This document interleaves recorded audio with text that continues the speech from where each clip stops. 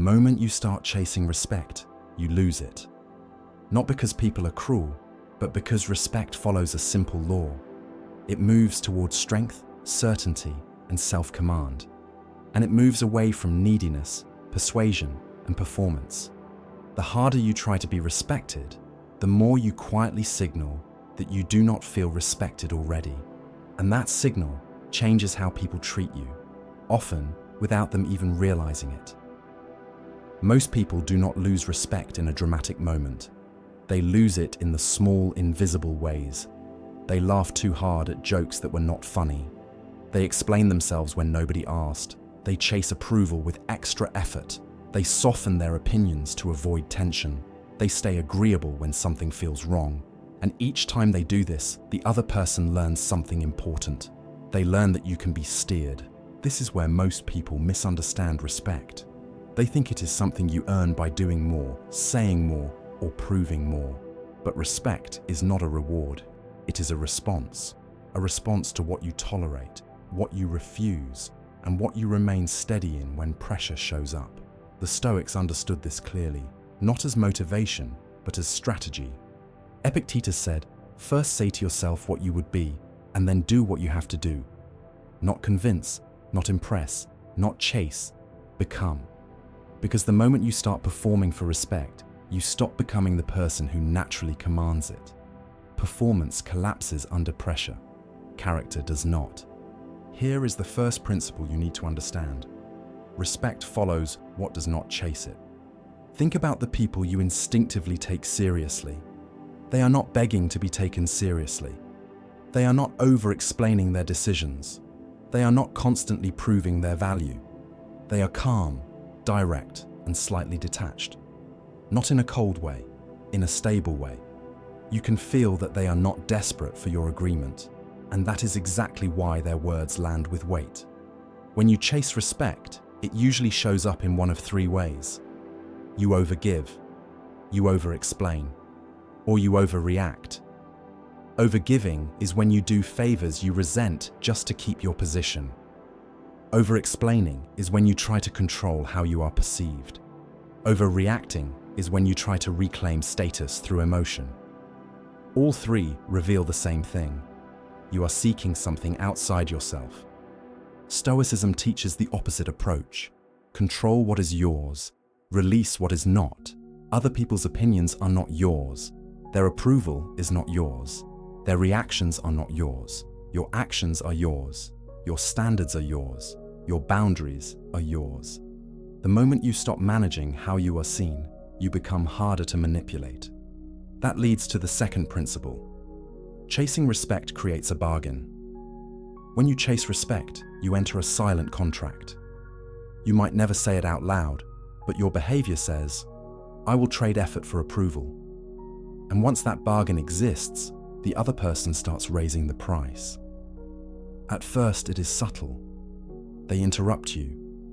You let it slide. They become inconsistent. You compensate. They test you with mild disrespect, just to see what you will tolerate. Most people think the solution is better communication, more explaining, more clarity, a serious conversation. Sometimes that helps. Often it makes things worse. Because the issue was never misunderstanding. It was allowance. Respect is built from consequences, not arguments. When someone disrespects you and nothing changes, you teach them that disrespect has no cost. When someone repeatedly cancels and you stay endlessly available, you teach them your time is flexible. When someone jokes at your expense and you smile to keep the peace, you teach them that your dignity is negotiable. The Stoics would call this a form of slavery. Not physical slavery, but psychological. You have handed control of your internal state to someone else's behavior. Marcus Aurelius warned against this directly. You have power over your mind, not outside events.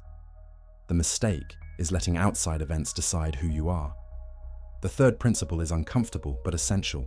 Stop trying to be liked by people who do not like themselves.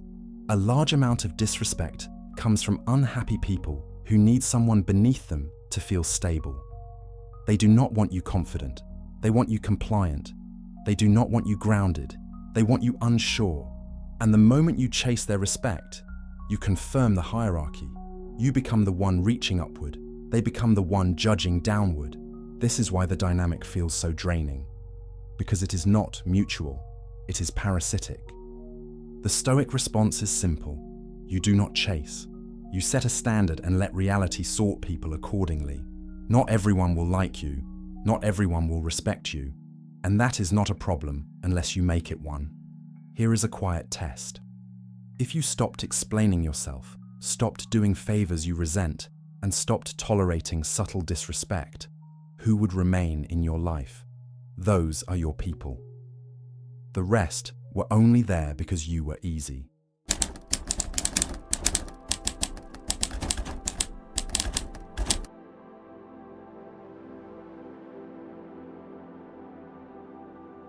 If these ideas are useful to you, consider subscribing, not for motivation, but for clarity.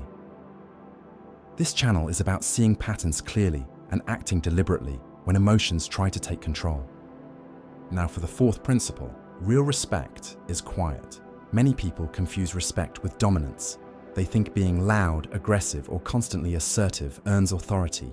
That is intimidation, not respect. It works on insecure people. It fails on grounded ones.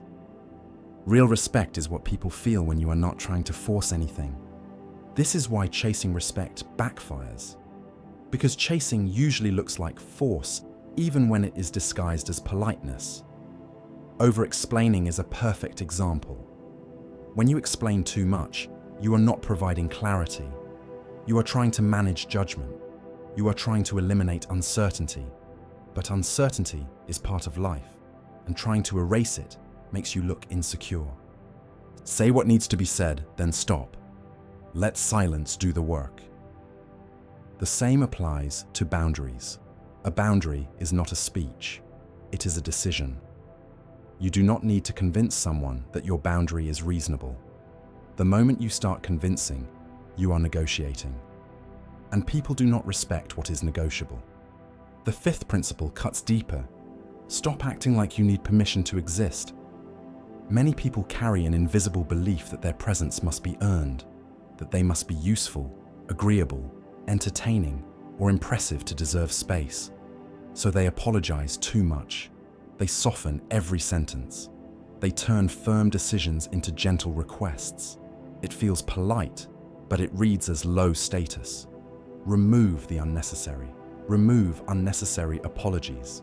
Remove unnecessary explanations. Remove unnecessary emotional labor. Apologize when you make a mistake. Repair when you cause harm. But do not apologize for having needs, for being busy, for saying no, or for being serious about your life. Respect does not come from being harmless. It comes from being disciplined. Now let us make this practical.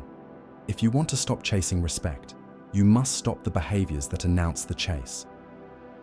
First, stop over-explaining. A clear no does not need a paragraph. The more you justify under pressure, the more you teach others that your decisions are open for debate. Second, stop over-accommodating. If you constantly bend to avoid discomfort, resentment will build. And resentment leaks through your tone and energy, whether you admit it or not. Third, stop over-pursuing. If someone wants to be in your life, you will not need to chase them. And if you stop chasing and they disappear, they were never aligned with you to begin with.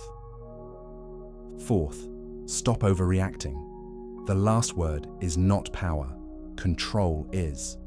Sometimes the strongest response is silence. Let people talk. Let them reveal themselves. Your life is your argument, not your mouth. Here is the key shift. You do not earn respect by demanding it. You earn it by acting like you already have self-respect. Self-respect sets the floor. It decides what you tolerate, what you participate in, and what you walk away from. And walking away is the one move that exposes everything. Because if you can walk away, you are free. And free people cannot be controlled. The Stoics were not obsessed with being liked. They were obsessed with being consistent. The same person in comfort and pressure. That consistency is what people respect. Final thought. The moment you stop chasing respect, you stop bargaining with your dignity. You become calmer, clearer, less reactive, and strangely, more respected by the right people. Not because you are trying to be, but because you are no longer trying at all. If this resonated, tell me in the comments where you feel yourself chasing respect the most. Work, relationships, or family. Stay calm, stay deliberate, and keep your mind sharp.